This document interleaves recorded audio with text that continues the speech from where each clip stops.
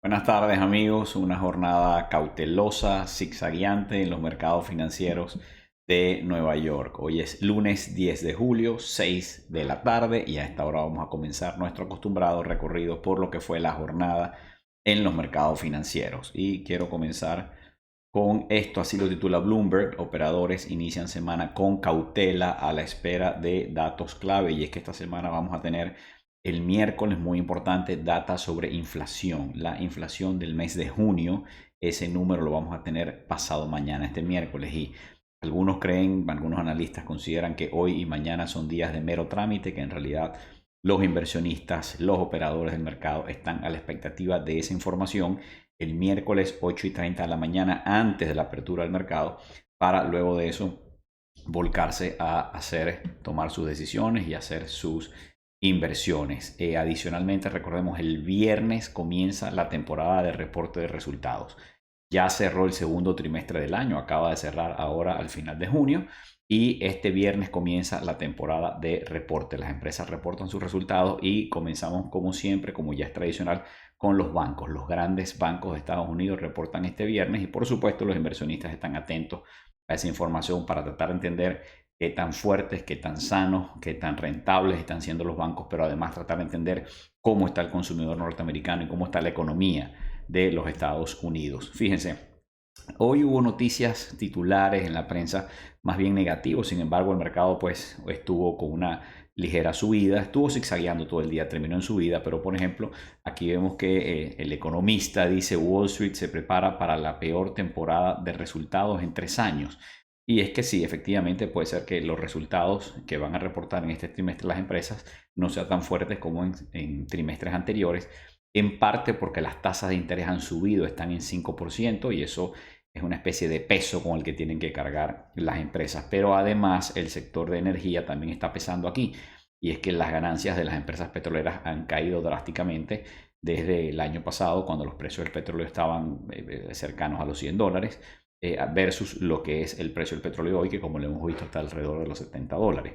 Entonces el sector de energía va a pesar allí en los resultados en este trimestre. Y Bloomberg dice, siendo un poco pesimista con las valoraciones que hay en el mercado, dice que las acciones se están negociando a precios muy altos, que las acciones están price for perfection, es decir, el precio, ese precio es lo que está incorporado en esos precios es que viene un camino de rosas, que todo va a salir perfecto para esas empresas, que no va a haber recesión, que va a haber crecimiento económico, que les va a ir muy bien, que van a seguir ganando dinero. Esa es la percepción de algunos en el mercado. Entonces por eso pareciera que las acciones están consiguiendo un techo. Y hoy pasó algo muy interesante: las grandes tecnológicas, las 7 grandes tecnológicas, que son las que han subido y arrastrado el mercado, hoy por el contrario fueron las que bajaron. Ya lo vamos a ver. Y otro titular de Bloomberg dice que viene más, bueno, pain, más dolor para el S&P 500, porque aguardan, según dice Bloomberg, nuevas advertencias sobre las ganancias. Es decir, las empresas cuando vengan a reportar van a decir: señores, aquí está mi reporte. Recordemos que cuando una empresa reporta resultados, los analistas estamos pendientes de dos cosas. Uno, cómo fue el trimestre, ¿verdad? Pero son una foto del pasado. Lo otro es que en la llamada con los analistas y la gerencia de la empresa, el CEO o el CFO generalmente hacen un pronóstico sobre el futuro, y eso es muchas veces más importante. Lo importante no es cuánto ganaste este trimestre, sino cuánto vas a vender y cuánto vas a ganar el próximo trimestre y en los próximos 12 meses en el futuro, ¿no? Entonces, bueno, para Bloomberg cree que va a haber una serie de advertencias de las empresas diciendo: epa, cuidado, en el futuro no vamos a ganar tanto dinero como lo acabamos de hacer en el pasado. El país dice que la Reserva Federal se prepara para subir los tipos de interés al nivel más alto desde el 2001. Esta es otra de las cosas que tiene el mercado en vilo. Tenemos data de inflación el miércoles, tenemos reportes de ganancias, la temporada comienza el viernes, y tenemos a la Reserva Federal pues a punto de volver a subir las tasas de interés. Pero fíjense, hay distintas visiones. Por ejemplo, Bloomberg nos dice que algunos oficiales de la Reserva Federal dicen que se necesitan tasas de interés más altas para poder llegar al objetivo de inflación de 2%, ¿verdad? Y eso es un tono bastante duro que ha tenido la Reserva Federal, y así lo recoge Bloomberg. Sin embargo, Reuters lo enfoca de otra manera y dice que algunas autoridades de la Fed lo que están diciendo es que el ciclo de alzas de tasas está cerca, el fin del ciclo. Y bueno, obviamente entre más suben las tasas, más cerca estamos del final, pero todavía no sabemos cuál va a ser el final, es decir, cuál es la tasa terminal de interés a la que va a llegar la Reserva Federal para lograr el objetivo de inflación de 2%. Antes se creía que iba a ser 3%, después se pensó que iba a ser 4, 4,5, ya estamos en 5. ¿Cuál va a ser la tasa terminal? 5,5, 6, 6,5. ¿Cuánto será? No lo sabemos. Sin embargo, Rafael Bostic, que es uno de los más influyentes dentro de la Reserva Federal, dice que la Reserva Federal puede ser paciente, que la postura restrictiva funciona. Básicamente está diciendo, miren, ya las tasas subieron de 0 a 5%, podemos quedarnos esperando aquí porque esa restricción va a funcionar y va a hacer bajar la inflación. Pero bueno, de hecho, eso es lo que hizo la Reserva Federal en su última reunión. Después de 10, 11 o 12 reuniones seguidas aumentando las tasas, hizo una pausa. Esta es la posición a la que está la Reserva Federal. Vamos a esperar, pero pareciera que ya esa pausa de un mes se acabó y en la próxima reunión viene una nueva subida y eso es lo que el mercado está diciendo. Viene una nueva subida de tasas de interés. Fíjense, el Wall Street Journal trae esta encuesta interesante que son las expectativas de la inflación en el corto plazo. Okay, aquí básicamente se le pregunta a la gente cuál es tu expectativa de inflación el próximo año. ¿Cuál va a ser la inflación en el próximo año? Bueno, la gente respondía a principios del 2021, la gente respondía 3%, ahí lo ven, 3%. Eso fue subiendo a medida que la inflación fue incrementándose, la gente fue también aumentando sus expectativas sobre lo que va a ser la inflación en el próximo año.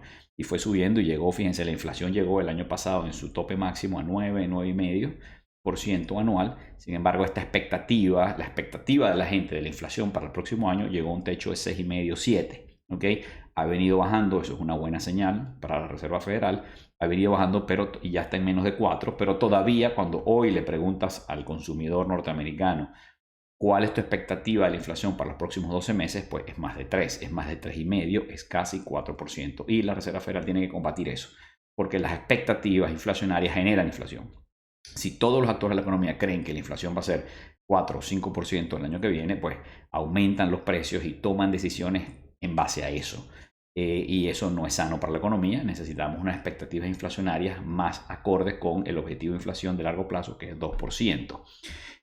Veamos otro titular aquí. Fíjense, hablando de inflación, China es el caso opuesto de lo que está pasando en Estados Unidos, Europa y las economías desarrolladas del primer mundo. En China, fíjense este titular del Financial Times, dice China está al borde de la deflación. Todo lo contrario a lo que está pasando en esta parte del mundo. Y de hecho el Banco Central chino, a diferencia del Banco Central Europeo y la Reserva Federal, en vez de subir las tasas de interés, las está bajando. Está bajando las tasas de interés para estimular la economía. Recordemos que la deflación no es buena, es mala. Es tan mala como la inflación o tal vez peor. ¿Ok? Entonces la economía china está mandando señales de deflación. Esto puede ser preocupante. Creo que hay otro titular acá. Fíjense, France 24 coloca aquí la pregunta, ¿por qué en China los precios bajan mientras en el resto del mundo se lucha contra la inflación? Y ahí dice que los precios de la canasta familiar en China se dirigen a una deflación en menos de una débil demanda interna y externa que pone nervioso al resto del mundo por una inminente desaceleración económica global. Entonces, digamos, lo bueno de que China haya controlado la inflación y esté al borde de la deflación es que a lo mejor eso ayuda al resto del mundo a combatir la inflación. Hay países que exportan inflación y igualmente China podría a lo mejor importar un poco de deflación. Aquí estoy siendo un poco aventurero con esta opinión, pero esa sería la parte buena. Está controlada la inflación en la economía, en el principal,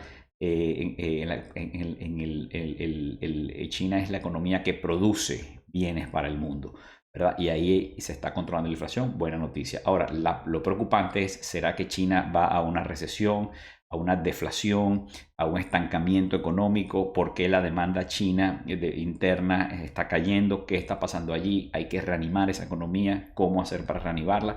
Ya vimos que el Banco Central chino está bajando las tasas de interés. Han anunciado algunas políticas para estimular la economía, pero sigue siendo un foco de preocupación. Y aquí vemos la inflación. Este es el índice inflacionario en China, ¿okay? La raya roja es el objetivo del gobierno, que está, así como en Estados Unidos la Reserva Federal tiene un objetivo de 2%, el Banco Central chino tiene un objetivo de 3% de inflación. Y allí vemos que la inflación ha subido, en su momento subió a más de 5%, pero ahora en la última lectura está en 0%, bueno, al borde de la deflación. Quiero recordarles que se suscriban a mi canal de YouTube, le den like al video y así más gente podrá verlo.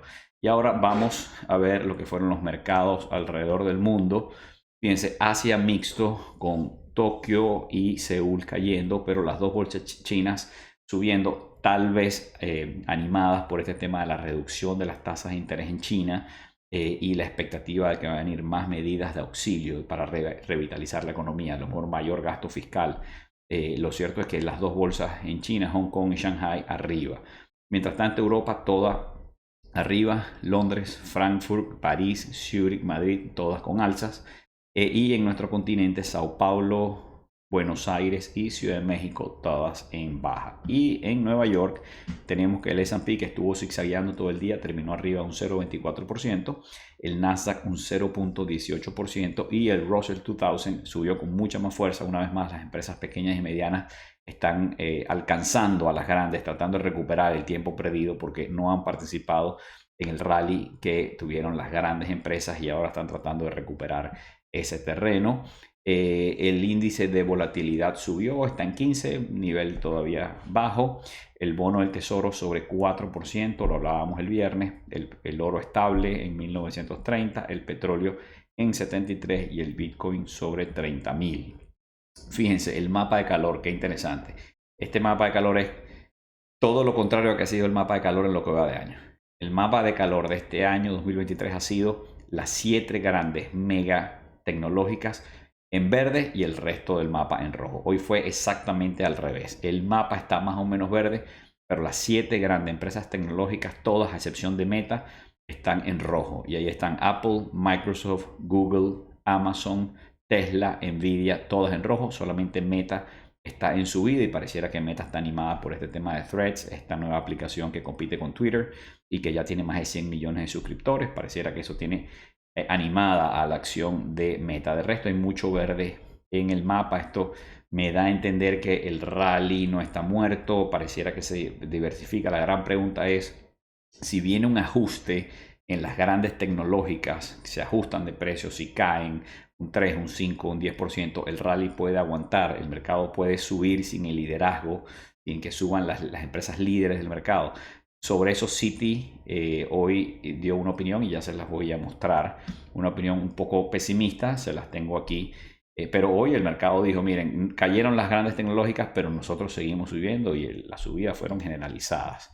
Mientras tanto, los bonos del tesoro, bueno, el rendimiento de los bonos cortos de 6 meses y menos subieron, mientras que los rendimientos de los bonos largos estuvieron en general bajando, pero el mercado de bonos está a la expectativa del miércoles y las cifras de inflación de junio. Bueno, lo que les decía, esto es lo que dice Citi. Citi sacó un informe hoy y dice que el outperformance, es decir, esto que las acciones norteamericanas en este primer semestre del año les ha ido mejor que a cualquier otro, que al resto del mundo, y dice que ese outperformance va a tener una pausa. Y Citi le hizo un downgrade, es decir, bajó la calificación, digamos, de las acciones de Estados Unidos a neutral. ¿Okay? Y sobre todo hizo un downgrade, le bajó el nivel de recomendación que tiene sobre el sector de IT, que es Information Technology y que incluye a muchas de las grandes mega empresas tecnológicas. Así es que básicamente lo que Citibank está diciendo es, señores, fue un primer semestre demasiado bueno, muy fuerte, pero estas empresas grandes de tecnología subieron mucho y puede venir en algún momento un retroceso en estas mega cap. Ojo, atención, cuidado.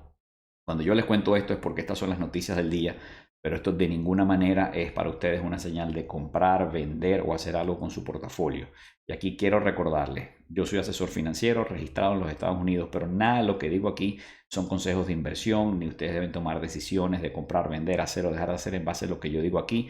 Cada situación es distinta, ustedes tienen que hacer su propio análisis y tomar sus propias decisiones. Ahora, habiendo dicho esto, les comento que el futuro es impredecible. Citi no sabe qué va a pasar con las acciones. Esta es su opinión, pero las acciones mañana pueden subir, bajar, en fin. No, es imposible pronosticar el mercado a corto plazo, pero lo que sí podemos hacer los pequeños inversionistas es invertir nuestro dinero en acciones, en bonos, en activos productivos de muy buena calidad y dejar el dinero allí que haga su trabajo por muchos años. A pesar de que yo hago este análisis diario, no es con la intención de que ustedes estén comprando, vendiendo o tratando de pronosticar qué va a pasar en el mercado, porque eso es imposible, ¿ok? Así que bueno, valga ese recordatorio. Y como hemos estado haciendo aquí seguimiento al boom de estas medicinas, estas drogas para adelgazar, y Ozempic es una de ellas, tal vez la más famosa, pues hoy Reuters informa que la Unión Europea está investigando Ozempic y a otra droga, otra medicina de pérdida de peso, Saxenda, después que algunos pacientes han reportado pensamientos suicidas. Así es que bueno, esta noticia salió hoy. Sin embargo, el precio de Novo Nordisk, que es la empresa farmacéutica que manufactura Ozempic, no parece haber resentido el anuncio. De hecho, estuvo estable, subió ligeramente y en el mercado extendido subió un poquito más. Así es que no parecen estar muy preocupados por esa investigación de la Unión Europea. Y el New York Times, esto me pareció curioso, un tribunal canadiense decidió que este emoji, ¿okay?, es un acuerdo contractual. Es decir, que si alguien plantea por WhatsApp o en un email, oye, estos son los términos del acuerdo, esto es lo que te propongo, ¿estás de acuerdo? Y tú respondes con esto, un tribunal de Canadá dijo, pues eso es un contrato. Ahí se los dejo. Curioso, pero tiene sentido, es la nueva comunicación hoy en estos días. Así que bueno, señores, con esto me despido. Trataremos de conectarnos mañana a la misma hora y hacer el resumen de mañana martes. Los mercados mañana estarán a la expectativa del anuncio del miércoles. Mañana es el último día para posicionarse los traders de acuerdo a lo que crean que va a ocurrir el miércoles con el anuncio a las 8:30 de la mañana de la inflación de junio. Bueno, saludos.